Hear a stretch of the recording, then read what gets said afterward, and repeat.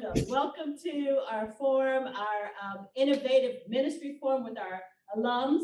Our first time doing it at 5 in the evening. And so I'm so pleased to invite you all to come into the space in Kansas City and Oklahoma and wherever you are. I know we have California and different places around the world.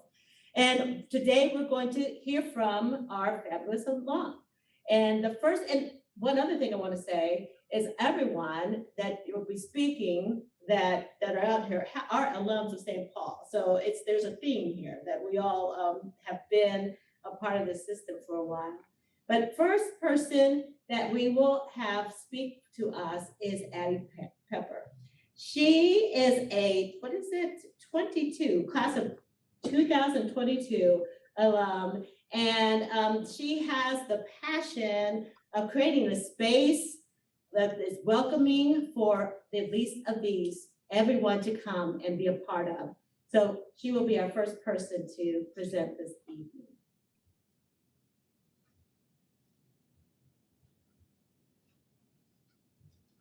Let's see.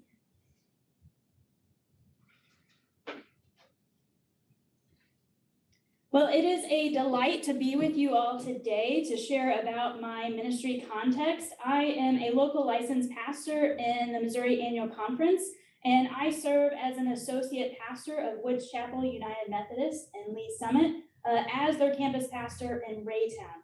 So today I can only share briefly about my ministry context and all that has gone on to get to where we are today.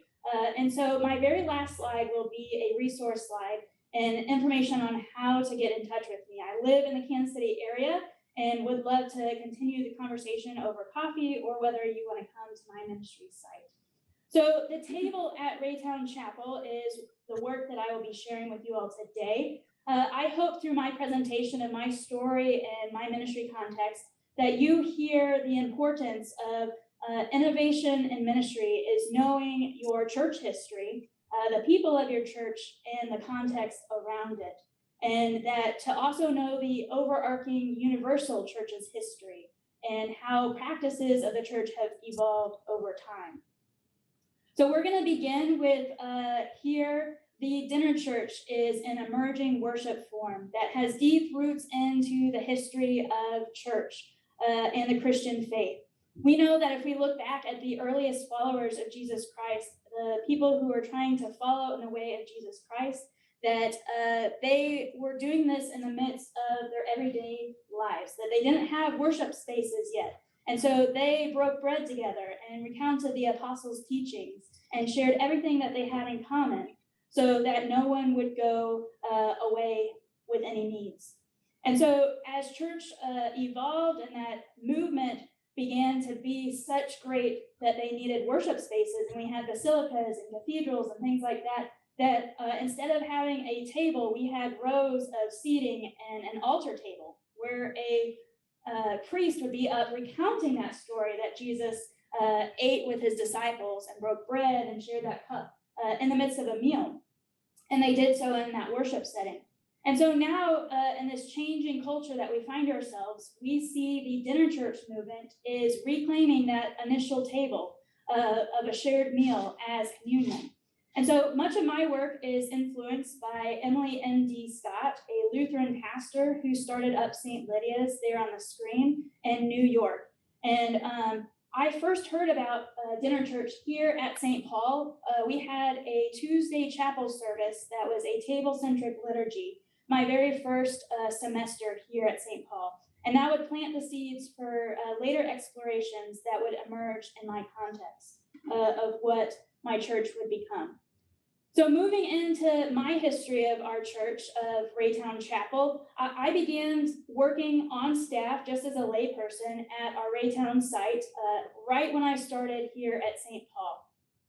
To go back in the history of this church, our main campus, Woods Chapel, received this first Raytown UMC campus church back in 2014. And this basically white affluent church basically overnight stuck their branding on the outside of the church and opened it up as a Woods Chapel church.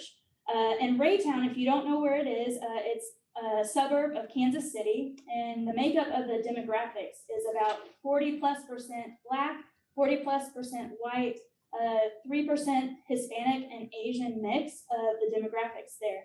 And so we have two different makeups of people, and Raytown suffers from a lot of poverty, and it's a lot of working poor people. So in 2017, the lay pastor there in that location started up a community meal, and it started to reach about 150 people at that meal that weren't then joining them in Sunday morning worship. And so that created a lot of tension in the church of why aren't these people coming? And so that is important, because then Woods Chapel decided in 2018 to officially close down the church, do a complete remodel of the entire church, appoint a new pastor, and start up a launch team. And that's when I became on staff there. And so then we opened our doors for a grand opening in March of 2019, as you see in that picture below.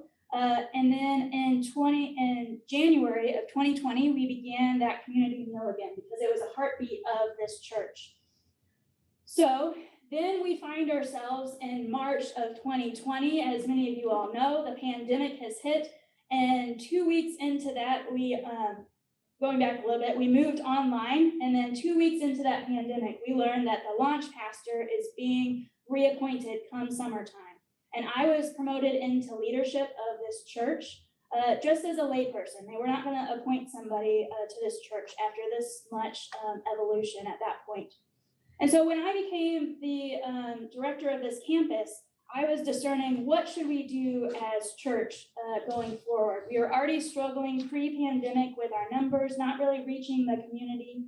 And so I began thinking back to that dinner church chapel that we had at St. Paul. And I studied dinner church throughout that first summer of my leadership, and began thinking about how we could eventually start that community meal as a dinner church in our fellowship hall, while also having a Sunday morning worship.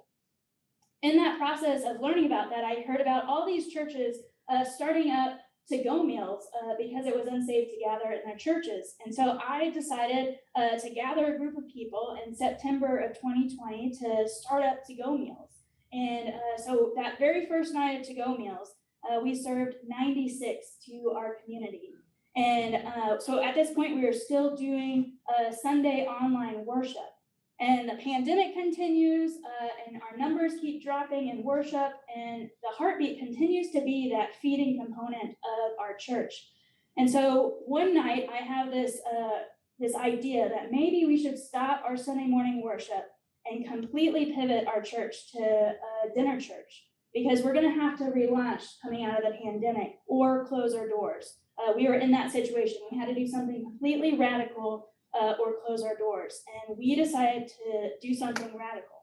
And so we stopped our Sunday morning worship in February of 2021 and moved solely to go meals and setting down the foundations of a dinner church. So during this time, I was building a group of people that would become our leadership team of the dinner church. And so we met on Zoom and we broke bread online.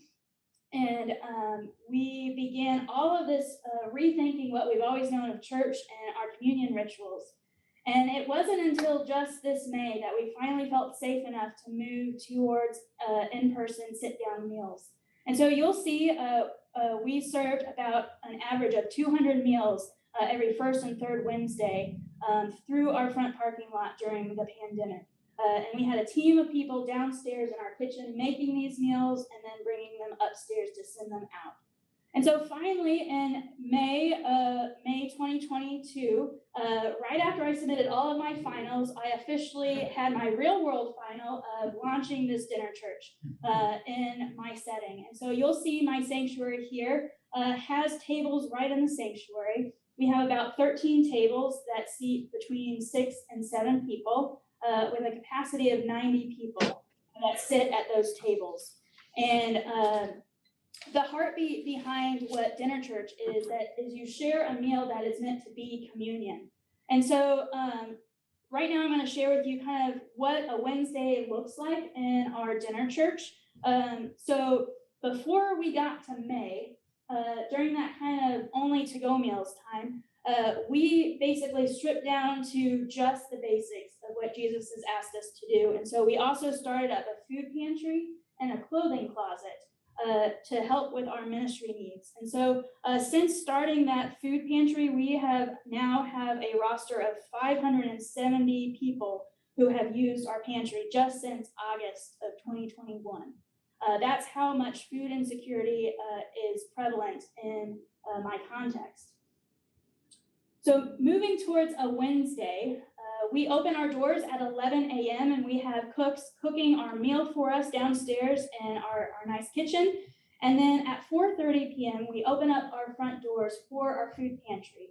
And then they start making their way into the sanctuary where they get a drink from the back drink station and then start filling up the tables. And at 5:30, I open us up with a Great Thanksgiving, so a communion liturgy that is responsive. And so if you know our communion liturgy that's in the book of worship, it's not as much communal, it's mostly the pastor doing it. But the heartbeat behind dinner church is about participation. And so we do that opening communion liturgy, and then I'm done. I don't preach a sermon because in the Great Thanksgiving, we share the good news, and then that's all that needs to be said in a sense. But we practice conversational preaching at these tables. And so on your screen, there is breaking bread. This is kind of like breaking news, breaking bread, and it's our worship guide. And so it has table talk questions about conversations that we can have at the tables. So while I was here at St. Paul in my last year here, I had the privilege of studying with Dr. Casey Sigmund for an independent study where I was thinking through the praxis of what a dinner church is. And so I came up with this understanding that an individual table is a homiletical table. It's a circular table gathering where all people come face to face, share a sacred meal and conversation, and practice holy listening. Between bites of food and sips of beverages, individuals will foster relationships. This face-to-face encounter leavens an atmosphere for conversation and empowers individuals to co-create meaning by poking, prodding, and producing knowledge of how God is active in their life and the world. So this is what my dinner church looks like today. That very first dinner church that we had in May, we only had 15 people sit down with us and the rest were to-go meals. But I'm happy to tell you that we are now seeing an average of about 80 people sit down with us and then over 100 to-go meals still. So just this last time in October, we served 236 meals just at that dinner church. But I would like to share as kind of a closing thought here is the food is just the thing that allows the conversation and the fellowship to happen. And that's the point of a dinner church, is for us to actually be the body and the blood of Jesus Christ, eating together and being together.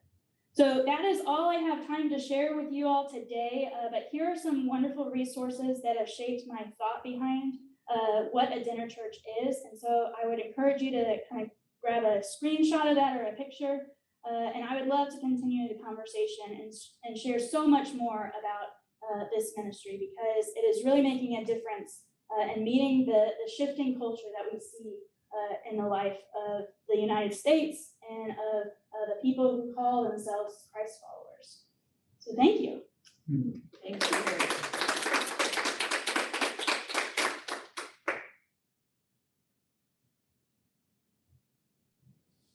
Thank you, Abby, and I look forward to all of us being able to get to the Q&A section, as I think there's going to be some excellent questions for these fantastic, innovative ministries. It's my honor and privilege to introduce you all to St. Paul School of Theology alum Bo Ireland, who is with us here from our Oklahoma City campus.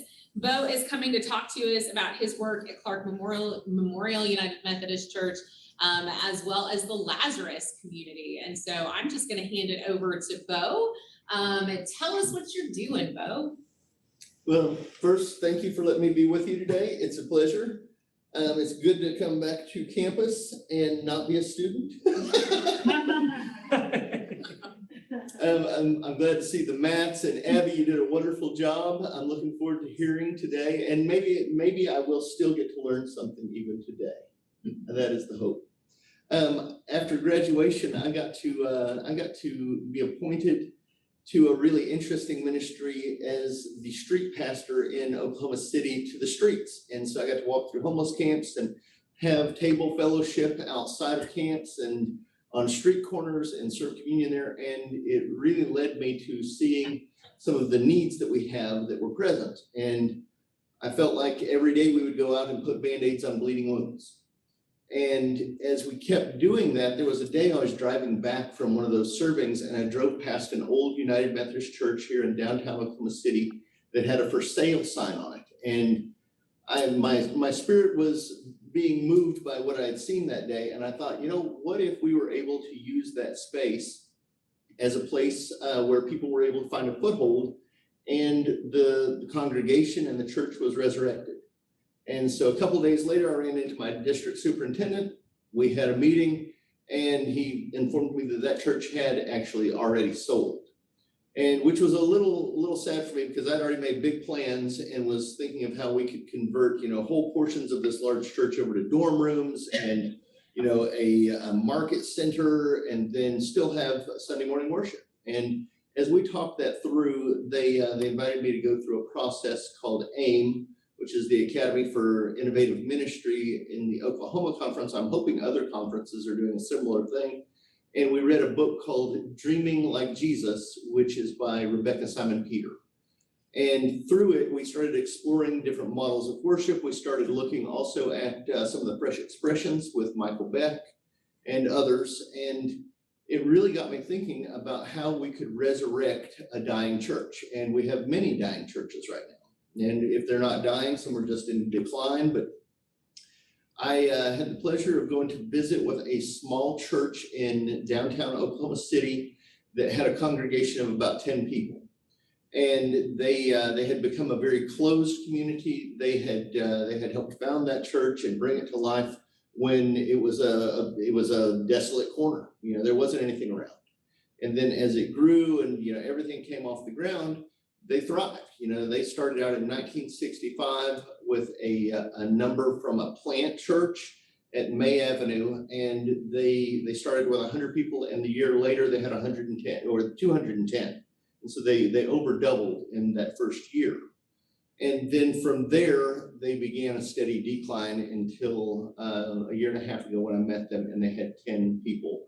They weren't insuring their building. Everything had kind of gotten put to the side. Part-time pastor that would come in once a week, and they were pretty comfortable with that.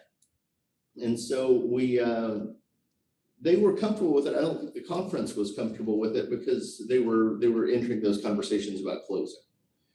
And so they offered us as the parachute. Basically, we would come in with this model of resurrecting a dying church through a return to mission, and that they were going to have to make some sacrifices. Portions of the building would be converted over to a medical clinic, a mental health clinic, a food pantry. Their sanctuary would become a drop-in center through the week. Showers would be added so that people could come and get a shower. They would still have that Sunday morning service. Their big concern was, will the sanctuary change? And, my initial response to him was, does it need to change? And it did need to change. and it has changed, and it's changed dramatically. And instead of having, seats facing forward and, an hour-long service with, all of those elements of worship that are near and dear, instead, there are tables set up, small bistro tables that people gather around. And our service has been condensed in that amount of time we're aiming for 20 minutes. We've got it down to 40. I think there was one Sunday we got to 38, but we're working towards that. And then that last portion of the service is either table fellowship, where we sit down and eat a meal and really share together and continue that sermon time, or we pack things up and we go out and practice our theology out in the street. And that has really changed the congregation. The original 10 folks that were there I believe we only have one who's active in worship still, but we've had 12 other people come to join. We've had some baptisms, professions of faith, and new people joining the church, and a whole boatload of affiliate members who want to keep their, and I like the model that we can have affiliate members. You know, that there are people who want to be a part of the mission and the ministry of a new church, but at the same time, they want to hold onto their place in their old church. And so I think we have 10 members from other churches right now. And to me, you know, having that missional outpost that you go and serve at is really important. And so they've been coming to serve. And so through the week, Monday through Thursday is what we have been operating. It's been a bit much. And so we just limited our hours back to Monday through Wednesday. And people come in the morning, they're able to get clothing. We do a clothing exchange, get a hot meal, food pantry, and showers, and obviously care. And then partner agencies also join us.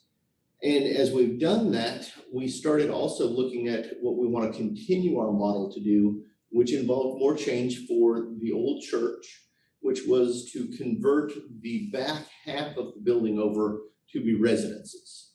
And so we converted over 6 old Sunday school rooms, which were each about 200 square foot, and converted them over to be residences. And then we did a rezoning process so that the church is rezoned as a modern day monastery and that we have residential occupancy.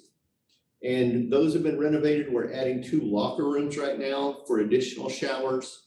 And then outside of the church, there is, they had looked at expanding the church at a later date. And so they had about 3.5 acres of unused property.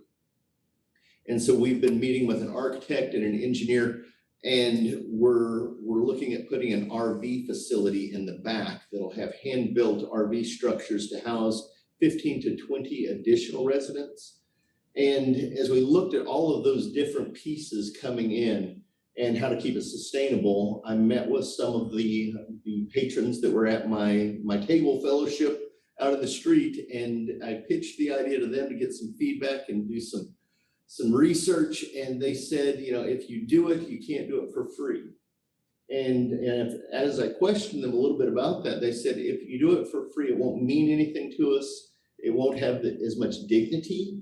And so I agreed. And I said, well, tell me what's a fair price that you would be able to afford and still be able to find recovery from experiencing homelessness.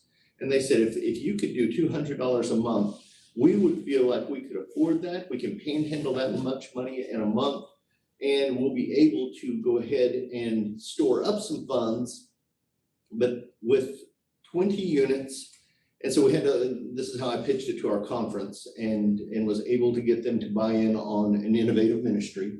They wanted to see sustainability. And so we said, if we had 20 units, that each person contributed $200 a month to that. The first month is a gift.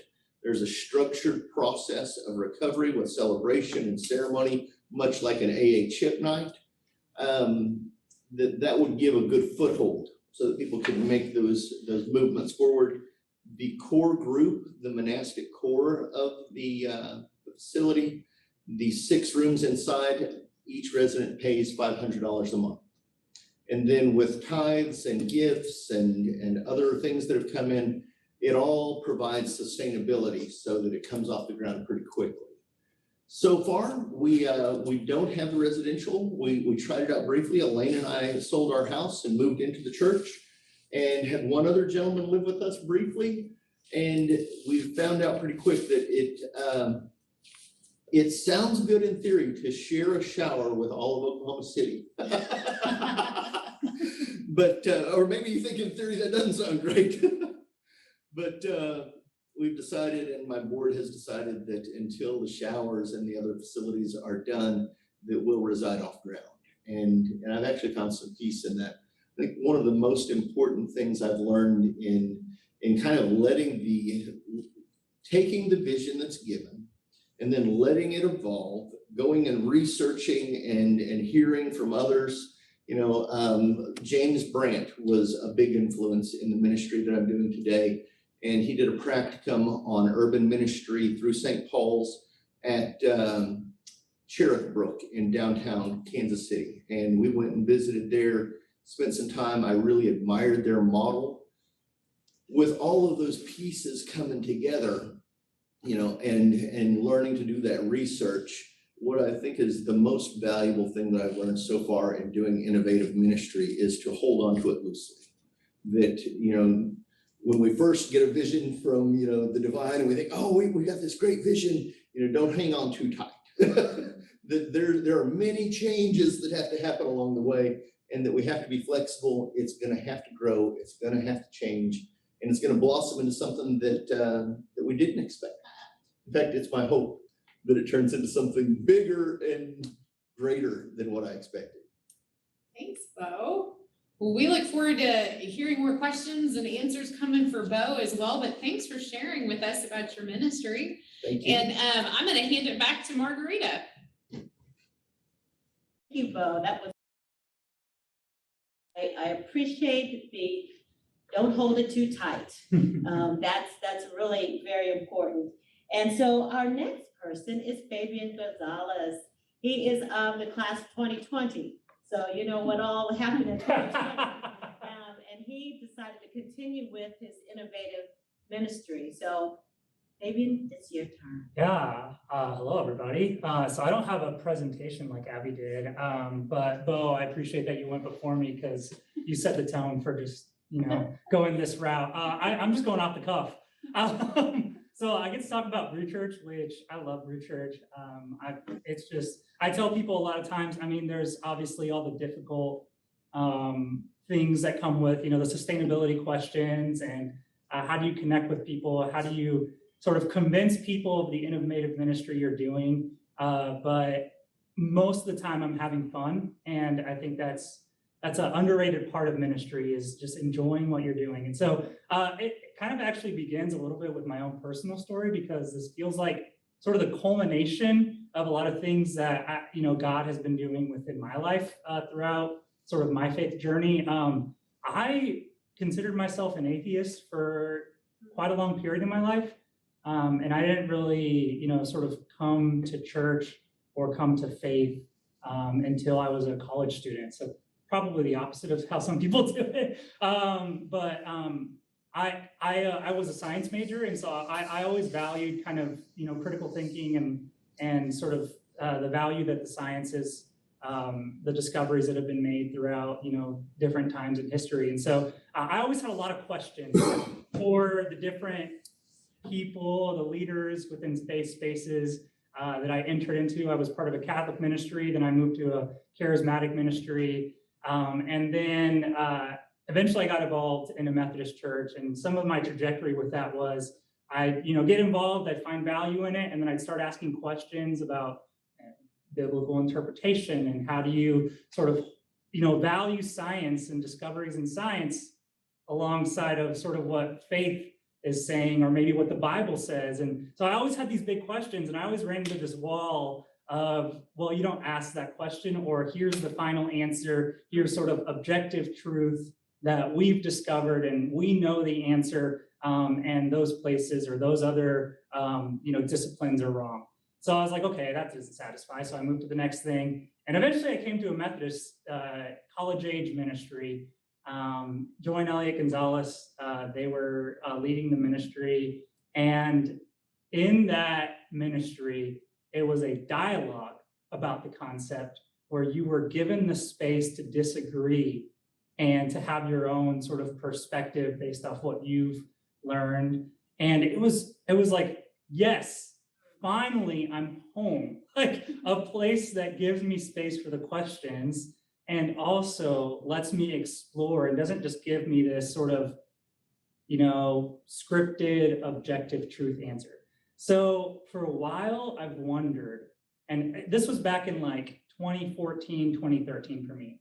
And I would say, as I was sort of constructing my faith, I've been deconstructing, because that's sort of asking the questions and really digging deep is part of a faith journey in general. And so, that whole conversation was starting to happen, that discourse. Now it's like a lot more common now, but, it was something that I was like experiencing myself. And then I came to seminary And it felt like it was like this breath of fresh air. But it's like, not only do you get to ask the questions, but then you get presented with all these wonderful people throughout history that have talked about these things in various ways. And you get to sit in rooms with people and dialogue about it. And so all of that was sort of shaping me. And then I got into my first appointment. I'm a licensed local pastor in the United Methodist Church in the annual conference of Missouri. And so I got appointed to Good Shepherd, and I was leading the Platte County campus, and we sort of had a multi-site model where I was the campus pastor and I preached every Sunday. And I loved doing that. And I loved, sort of getting to be a part of this organization that had, various clergy on staff. And so I felt like I was supported by other people around me. And I was getting my feet wet in ministry, but there was still that question in the back of sort of creating that type of space where people that are asking those big questions can feel like they can ask them or can wrestle with those things together. And pandemic hit within 8 months of me being appointed. And we opened back up in 2021, and it just wasn't going well. There was a lot of things that had happened before I even got there. There was kind of this decline. And we closed the campus in September of 2021. And so there was this big question of what now? And it kind of just all happened. I was at a concert at this place called the Rhino in North Kansas City for a friend. And I was like, oh, it'd be kind of cool to do church in here.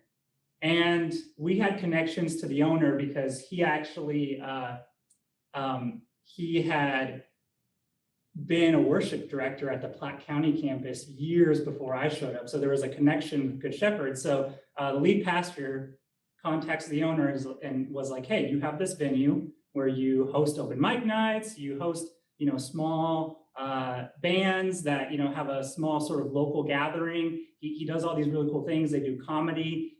Would you be interested in having a church in there on Sunday nights?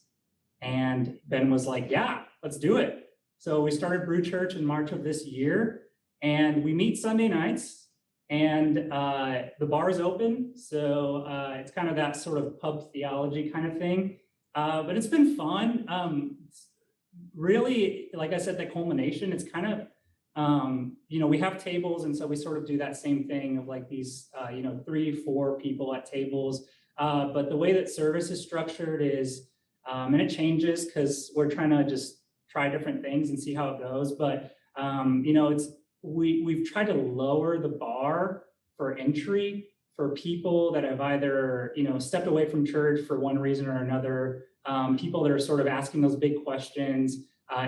It's a little bit more how if you would go, to a concert or a comedy show. We do a 5-minute warning. Hey, it's about to start here in 5 minutes. Make sure you grab your drink at the bar. And then we do a welcome. We do some music.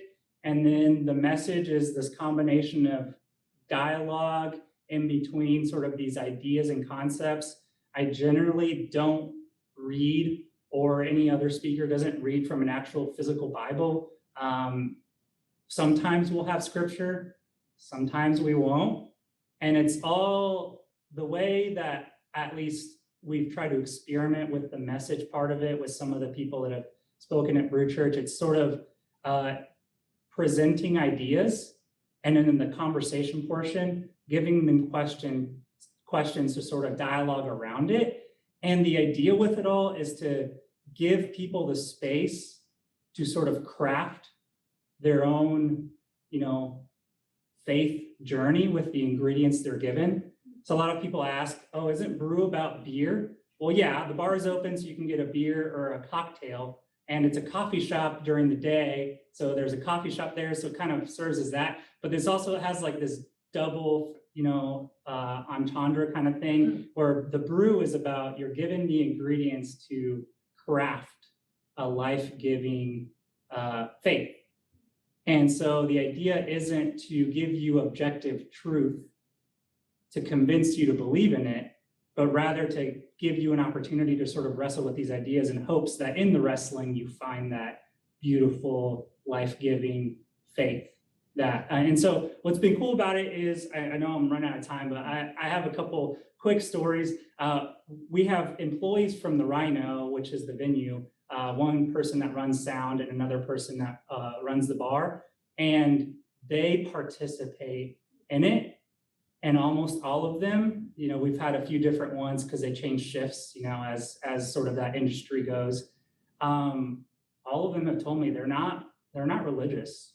That they stepped away from church long ago, or they've even been hurt by those sort of spaces, and they find it healing because it's the kind of place where they aren't given answers, but they're invited into the conversation and dialogue to explore, to find those answers through the dialogue. And it's been really cool. One of the sound people that's there, they've talked a lot about how for them it's healing to know that this is a place where they are valued. They identify as they, them, and for them, the church, quote unquote, sort of, I guess, more broadly, hasn't been welcoming to people like them. And so, it's been really cool. It's fun. I would say sustainability is always a big question in terms of practicality. Convincing people when you're doing innovative ministry is difficult. If I were to just conclude with anything, it's enjoy the journey. Think about those important things like sustainability and crafting a vision and sort of where you're going and direction, and all of that matters. But having fun is a big deal, because ministry is an amazing, beautiful gift that we get to do. And so I'm grateful to do it.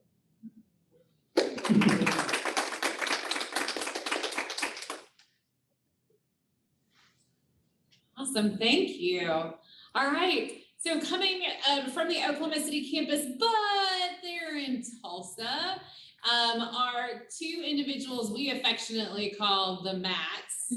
The Mats are unique in that they come as a team, two individuals, but their innovative ministry is as a team. So they both graduated from St. Paul in 2018. And I look forward to turning it over to them so that they can tell you their story. Max, it's up to you. Well, thank you so much. And yeah, we do kind of come as a pair. You can ask Dr. Betzworth, who I believe I see sitting back there on the Kansas City side, how long we've been in class together. Because Since 2011. 2011, she was at OCU in our undergrad. So hi, Dr. Betzworth. So yes, we graduated in 2018, and right after we graduated, Matt and I became the church planting interns for Path One. We were the Path One residents. And for those of you that don't know, Path One deals with church planting, and Matt and I quickly became interested also in church revitalization. But we realized really quickly that the greatest hurdle in church planting and church revitalization is sustainability. How do we fund these awesome ideas that we have to revitalize or start new things in our denomination? And we went to a really awesome event down in Orlando. We met a guy named Mark DeMoss, who many of you may have heard of. He leads a Mosaic Church out of Little Rock, Arkansas, and he does a really cool thing. He has a strip mall where he runs a gym, and next door he has his church, and he funds the ministries that he is doing through the gym. And that really, really intrigued Matt and I. And so we decided that we wanted to do something like that. We wanted to look at what the church could do to creatively fund its ministries. And so in 2020, Matt and I were appointed here at University United Methodist Church. And this church had a budget problem. It had a sustainability problem. It's in a building that is approaching 100 years old. And it used to be a giant church filled with hundreds and hundreds of people. But over the years, the story we all know too well, it dwindled down to a church that could no longer be in the place and be in the community that it wished to be in. And so it was our job to creatively think how we could fund this church and its ministries. And so we decided that we would start some businesses within our church. We did an asset audit when we first got to this location, and we looked at all of the assets that this church had, its building, its property, its people. And we realized really quickly that this church was not utilizing its largest asset aside from its people, which was its building. And it has 4 stories, and all of these rooms in this building were filled with stuff. So when we first got here, we cleared out all of the space, and we decided to rent out our property as a business and event center. And we branded it as Propel Business and Event Center, because we view ourselves as this business is propelling our church into the future. And so now if you come into our church, you will notice that instead of rooms filled with stuff, we have rooms filled with people. We have a music school on our 3rd floor. We have the largest nonprofit that deals with homelessness on our 2nd floor. All 30 employees are in there. All 30 employees of Housing Solutions Tulsa office in our building. In our basement, we have a business coach. We have a calligraphy company. We have a lot of cool stuff going on in our building, and kind of our model that we were going with. The old saying used to be, if you build it, they will come, which was true for many years in the church. But our slogan now is, if you fill it, they will come. And so our idea was to bring our community into our building, and then we will form those relationships and have a lasting impact in our community by having them here in our building. And through Propel, within the last 2 years, we have cut our budget deficit by 80%. In 2 years, we went from an $80,000 budget deficit to having less than $20,000 budget deficit. And so the proof is here. We're seeing it working really quickly, but we knew that we couldn't sustain this building on Propel Business and Event Center alone and through the offering plate. So we've decided to start another business, and you'll see my shirt I'm wearing right now. This is Double Flag Coffee Company. We have bought a 20-foot trailer, and we have outfitted it to have, Matt's bringing over a menu for you. We've outfitted this trailer to have a full service coffee company inside of it. And we have our very first event this coming up Saturday.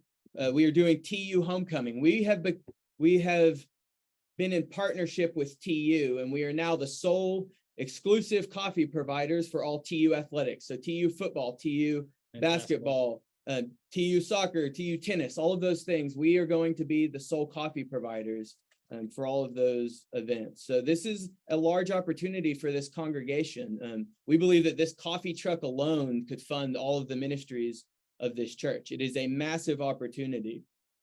And so we've been doing training for the past couple days. It's been very, very busy, but it is very fulfilling. And guess what? It's fun too. It's awesome. And money is not the only thing that we're seeing benefit this church. You know, we're able to pay our bills now, which is great. We're able to fund the ministries we want to do, but we're also seeing growth in our worship service. We have people from our daycare, people coming from the tenants in our building are now coming and joining us for worship on Sunday morning. And we've seen growth in worship that our church has not seen in a decade or more. We've had our first baptisms that this church has had in many years. We just baptized 3 people just the other day. We've had how many baptisms now? 6? 6 this year. 6 this year. We've had 22 new guests over this past month. 55 new guests over this past month. So it's hard to keep track of. We're seeing just a lot of traffic that is organic. When you fill a building filled with people and you form those relationships, it's just bound to happen. And so it's been a beautiful thing that we've seen. Not only have we been able to solve the budget problem, but we're starting to see people come to Christ in a way and through a pathway that we have not seen before. And our church has hope. 2 years ago, our church thought they were going to have to close their doors. And now they're on the cutting edge of ministry, and they're doing really cool stuff, and they're excited. And we see it in their face. We see it when they talk to us every Sunday. People have hope, and they're excited, and they tell all of their friends, and they bring their friends to church just to show them what cool stuff we're doing here. And so it's really brought new life to this congregation. And Matt's going to talk a little bit about kind of where we want to take this from here. Right. So we'll break it down from like a strategy perspective. So you got to pay for stuff.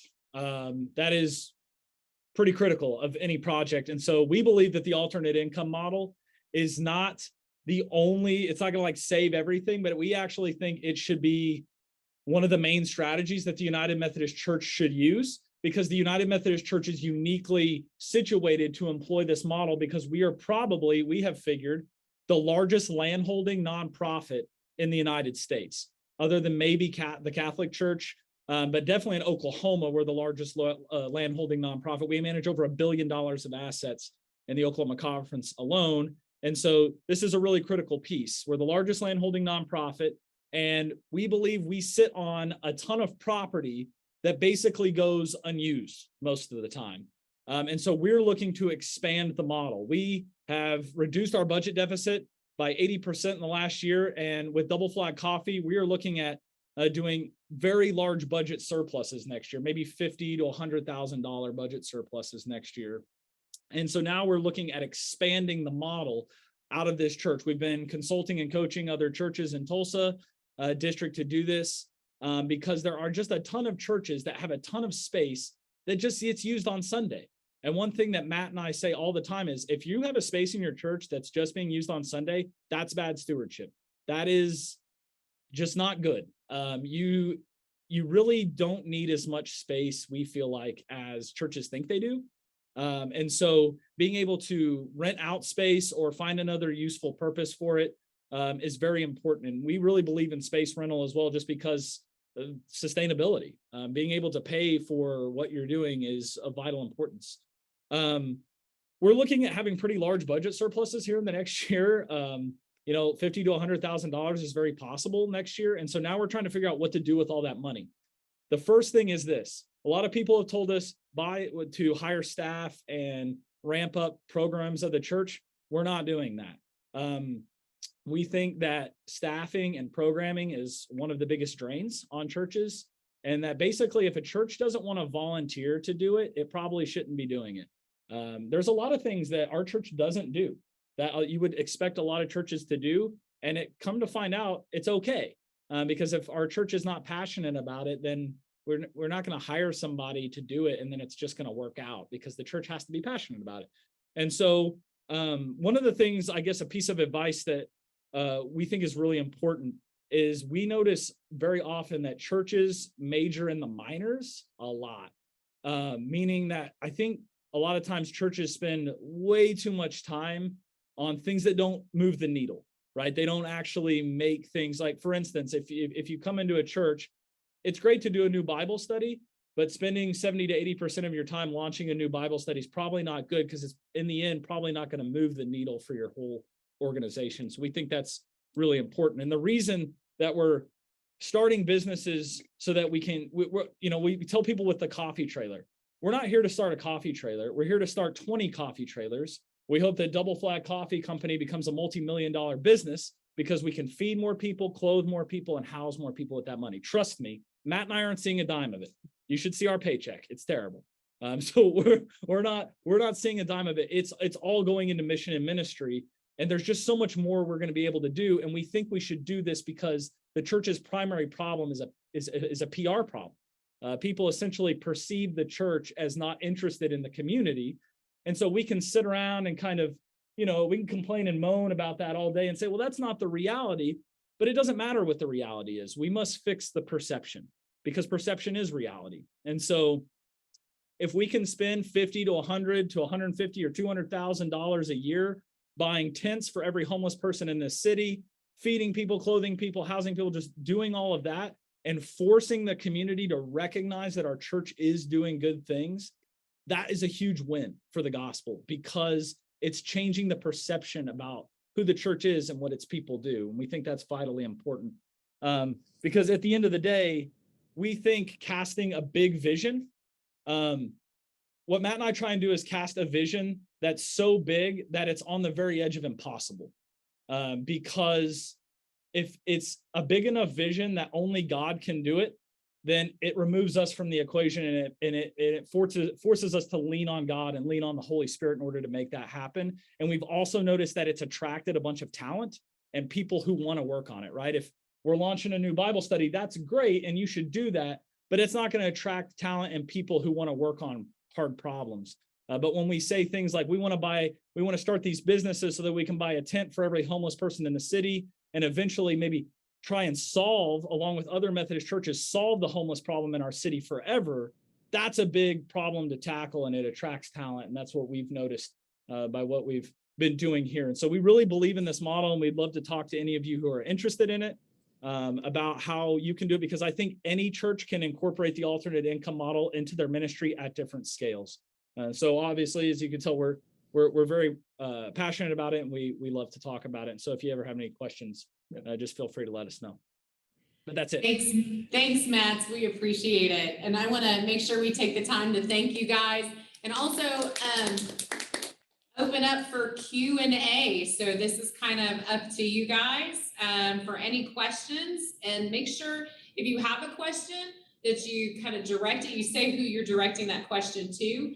I'll be muted. So if anybody on this side wants to ask that question, let me know and I'll unmute you.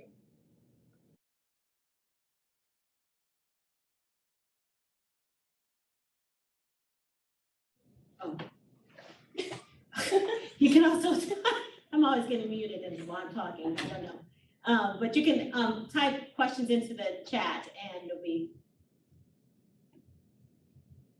Okay. Do you hear me? I don't know. Yes, Okay. Thank you, Marguerite. I totally forgot about that. Yes, thank you. Okay. I have a question. Is it Q&A time? Yes. I'm so sorry. My internet has been in and out, so I've only gotten like half of it. So my question is, I noticed it was being recorded. How do we access the recording? Yeah, it will be on the St. Paul YouTube channel, and I don't know exactly when, but it will be available on St. Paul's YouTube. Okay, thanks, Marguerite. You're welcome. It's good to see you. Good to see you all too. I've loved this, every bit of it. I have a question, and it's more of a comment also. Everybody shared some really wonderful ideas, and I'm getting ready to start my own adventure down this road. And I was wondering, can you collect all the resources from each of you and create a montage of it and be able to post it someplace where it's accessible? Sure, it could happen. If our guests would like to do that, we can definitely do something like that. So thank you. Thank you. I would really appreciate it. You guys have put forth some really good resources. Margarita, we have one question over here. Elena? This is for Fabian. I was just curious if you've had any issues surrounding alcohol abuse, or how you deal with just having alcohol as part of your ministry setting, how you deal with just touchy issues having to do with that, and if you are able to be welcoming to people who have had a history of addiction. Yeah, that actually has been an interesting point of conversation. I was originally advocating for an early morning service with the coffee shop open, but sort of conversation with the idea from the lead pastor, who sort of had been thinking about and hoping to create a bar church sort of thing. The meeting in the middle led to that. I think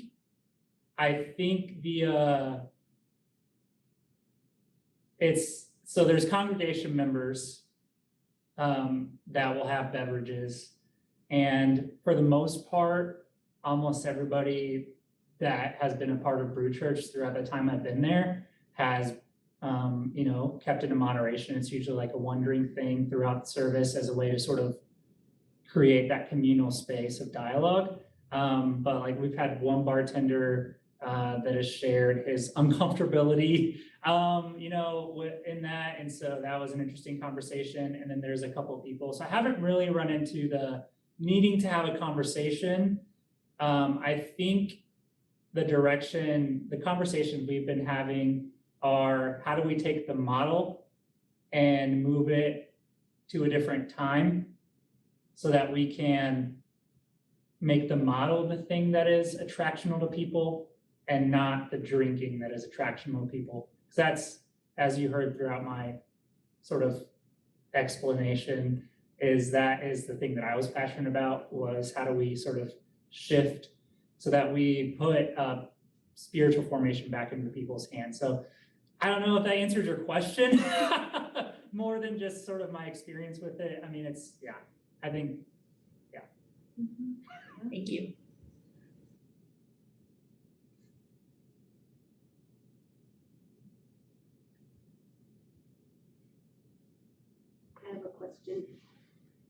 I have a question, and I'll let any of you address this because I don't know exactly how this plays out.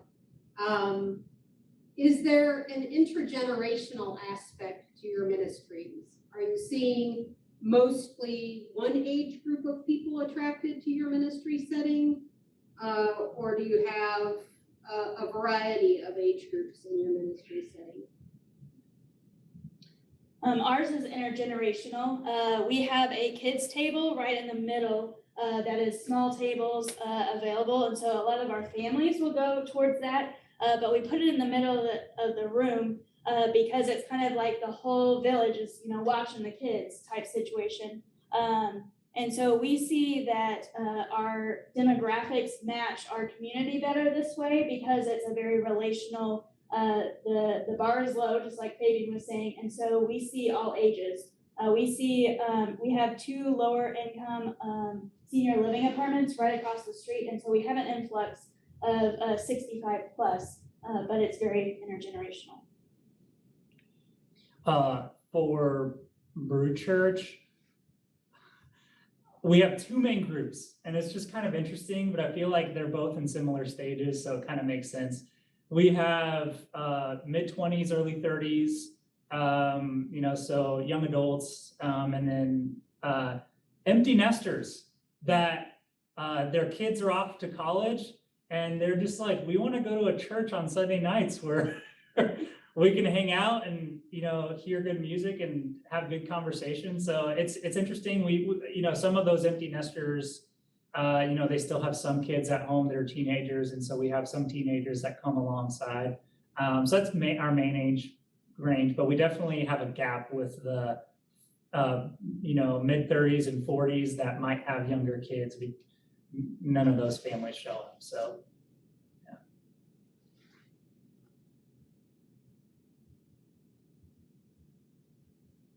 Thanks. Now you're free. All right, thank you. Yeah. So one thing I was listening to, and when Elena asked the question to you, Fabian, about, alcohol abuse or addictions and, the different groups of people, and now with intergenerational ministry, and I'm sitting there thinking, no one model is going to attract all of the people. Mm-hmm. I mean, you can't do that. It's just not going to happen, and so one thing that I've experienced is that if we do church in many different ways, though, we do attract a larger and more intergenerational and multicultural audience. And so I know, like Wednesday night, we have a church service of sorts where we do Lectio yoga, and that attracts a very diverse group. But then Sunday morning, pretty multi-generational, not many kids though. We do have showers and people experiencing homelessness and those who are serving that are on board there. And then, that's the one group that I'm not seeing. And so I keep thinking, if we have these different parts of church that are there, yoga church and Sunday morning church, and we have, a dinner church thing going on. And then we have a group of old retired gentlemen that come and do work church, and we all just build something on Wednesdays.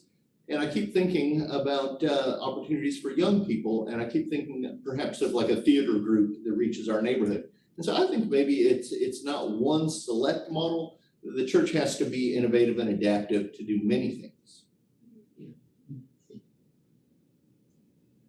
I was just gonna say, our church, when we got here, it's mostly older people. We have seen, but I'll tell you right now,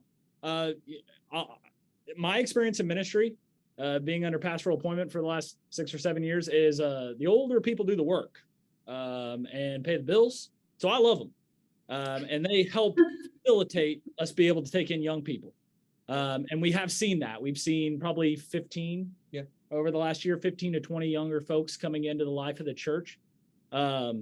And that's great because obviously we're going to need to fill the church with its younger people again.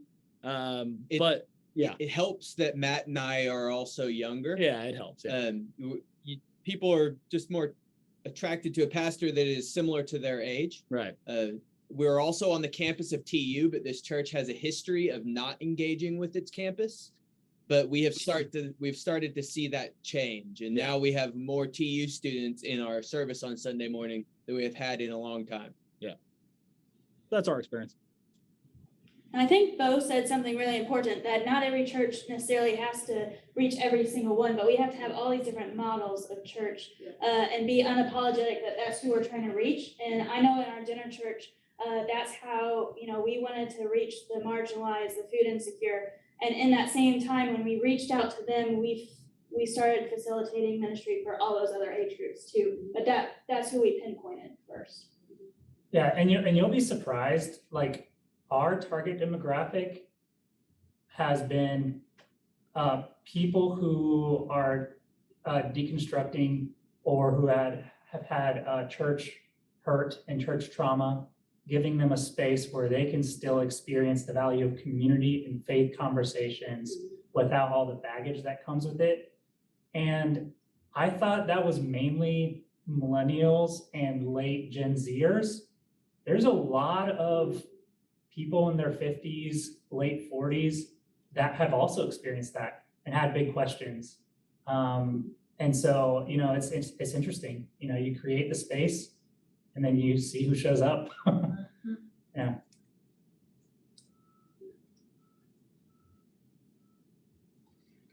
Yeah, I'll just say, I love that notion that I think for a very long time, every church has thought it has to be all things to all people, and we have to reach every single age group, and we have to have a vibrant children ministry, a vibrant youth ministry, a vibrant adult ministry, a vibrant older adult ministry, and reach out to all the poor people in our community, or we fail. But I love to hear what you're each doing, that it's like what we teach at St. Paul. That's great. Ministry is contextual, right? That you've got to know what your community is, what your context is, and minister there, right? So that's great. Yeah, we had to let go of that, be everything to all people, because we weren't doing it well. So we said, what can we do well? Right. And go from there. And then we can maybe add those things later, but go down to the very thing that we can do well. That's great. Awesome.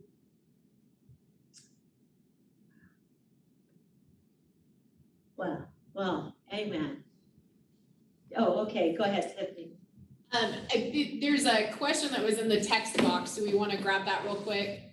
Okay, yes, that'll be. And then it just says, we heard Pastor Bo talk about his enmeshment in the community, informing the needs he felt God leading him to address. What ways have you all, has everyone, dialed in to discover elements of your ministry that are specific to your context?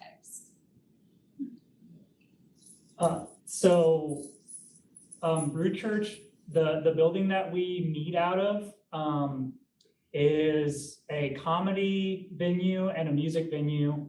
And it has a coffee shop during the day and a bar at night. And then it has a vegan ice cream shop. And so it's sort of this co-op of a bunch of different organizations. And so I spend most of my time there just because I'm getting to know the people who run the coffee shop. I'm getting to spend time with the owner who's there every once in a while. I go to their shows. And so I think that's, if you think about mission field, that local community is where our mission field starts, is connecting and forming relationships with those people and even collaborating with them. Like for Christmas, for our Christmas event, we're going to have local bands come do the music, and then I'll do sort of the message of it. And then we're going to have a hangout afterwards and do Christmas karaoke and just have a good time. But I think for us, it's like engaging with that community and getting to know them and participating in what they're doing. That's how it's worked for us.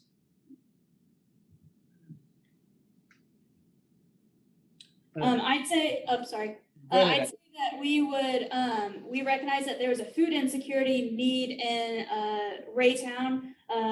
When I would go shopping for groceries or whatnot, work out at the gym and whatnot, I was not seeing those same people I was seeing in the grocery store in our church. We were very white, that we brought over that launch team initially to our campus. And so we never saw our neighbors in there. And one story I quickly share is one of our volunteers recently said, if some of the people that are coming to our dinner church walked into our main Lee Summit campus, they would call the police. Those are the type of people that we are reaching, the people that don't necessarily have clothes to wear on their backs, some that are high or intoxicated in other ways. So we realized that the need was to have an access point for food in our community. We are right on a bus stop. There's a bus stop right on the edge of our parking lot. So there are some other social agencies in the community that give out food, but none in the community were serving a hot meal and providing community for isolated people.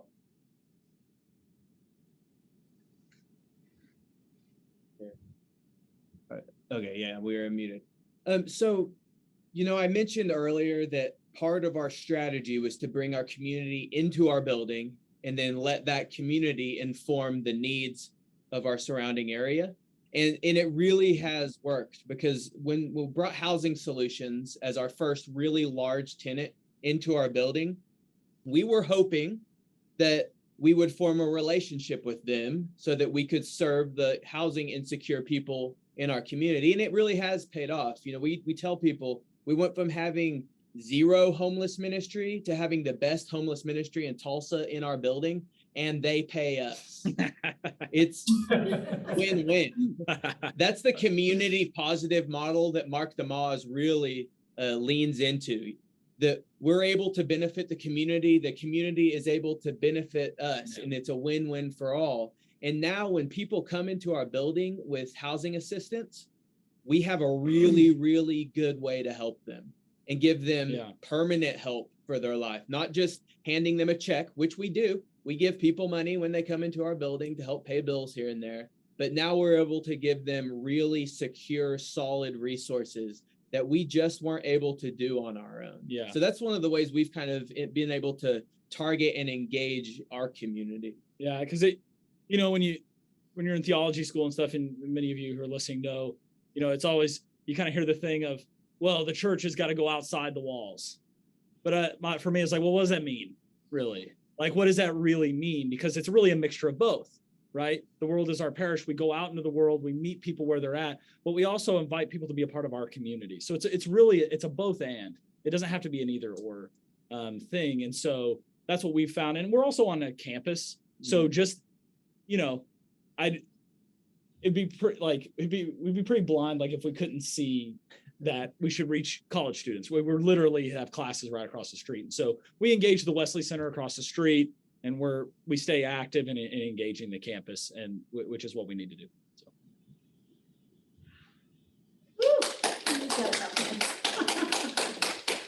Oh my goodness, my heart is leaping.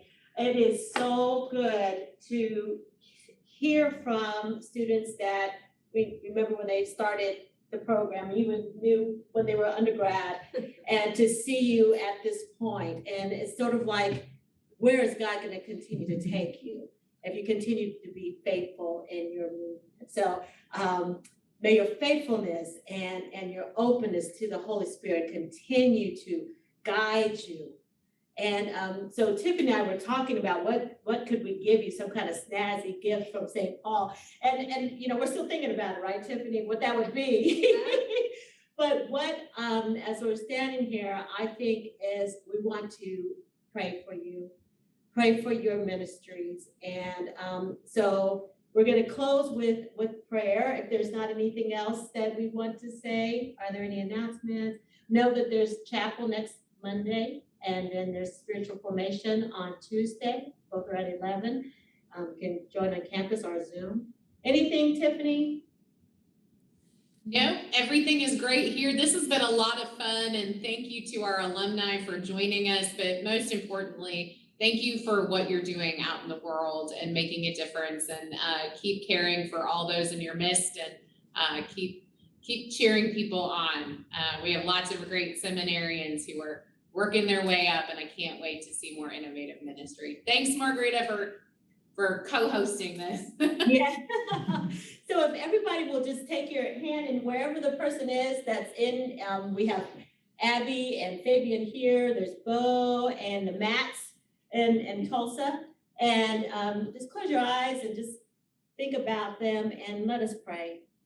Lord God, we thank you so very much for these, your children, your vessels who have taken the lead to do what you have put on their hearts to do. Lord, we ask that you continue to guide them, bless their ministries, bless their dreams so that they will reach to that very limits and then see what you will do. Because we know, God, you are doing a great thing. So we pray for them and their families and all that they are touching. This is our prayer in your precious son's name. Amen. All right. Thank you all. Until next time. Thanks, everyone. See you later. See you. Thank you. Oh, man. Oh, man. Oh, man. Oh,